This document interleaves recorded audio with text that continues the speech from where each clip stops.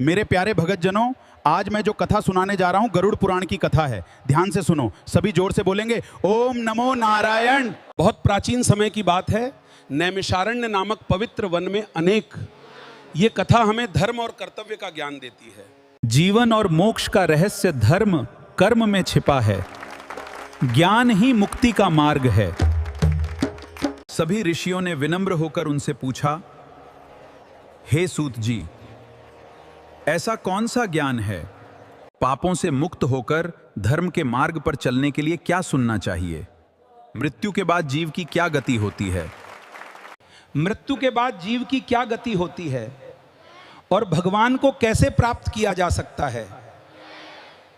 हे मुनियों, मैं तुम्हें वही दिव्य कथा सुनाता हूं जो स्वयं भगवान विष्णु ने अपने प्रिय वाहन गरुड़ जी को सुनाई थी। यही पवित्र गरुड़ पुराण है। गरुड़ जी ने पूछा, भगवान कृपा करके मृत्यु का रहस्य समझाइए। मृत्यु केवल एक पड़ाव है, पुनर्जन्म का द्वार है। एक समय गरुड़ जी के मन में अनेक प्रश्न उठे। उन्होंने देखा कि संसार में हर प्राणी जन्म लेता है, सुख दुख भोगता है और अंत में मृत्यु को प्राप्त होता है। यह देखकर उनका हृदय द्रवित हो गया। वे तुरंत वैकुंठ धाम पहुंचे। वहां भगवान विष्णु शेष नाग पर विराजमान थे और माता लक्ष्मी उनकी सेवा कर रही थीं। हे प्रभु, ये संसार जन्म और मृत्यु के बंधन में क्यों बंधा है? जीव पाप और पुण्य क्यों करता है? मृत्यु के बाद आत्मा कहां जाती है और ऐसा कौन सा मार्ग है? भगवान विष्णु मुस्कुराए और बोले, हे गरुड़, तुमने अत्यंत कल्याणकारी प्रश्न पूछा है। जो मनुष्य इस ज्ञान को सुनता और समझता है वो सभी दुखों से मुक्त हो जाता है। उसका जीवन सफल हो जाता है। सृष्टि के आरंभ में केवल मैं ही था। न पृथ्वी थी, न आकाश, न देवता, न मनुष्य। चारों ओर केवल अंधकार और जल ही जल था।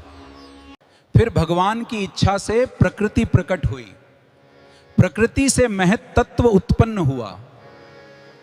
महत तत्व से अहंकार, अहंकार से पंच तत्व चार, पृथ्वी, जल, अग्नि, वायु और आकाश बने। महत तत्व से अहंकार, अहंकार से पंच तत्व, पृथ्वी, जल, अग्नि, वायु और आकाश बने। इन्हीं पंच तत्वों से संपूर्ण सृष्टि की रचना हुई। इसके बाद भगवान ने ब्रह्मा जी को उत्पन्न किया और उन्हें सृष्टि निर्माण का कार्य सौंपा।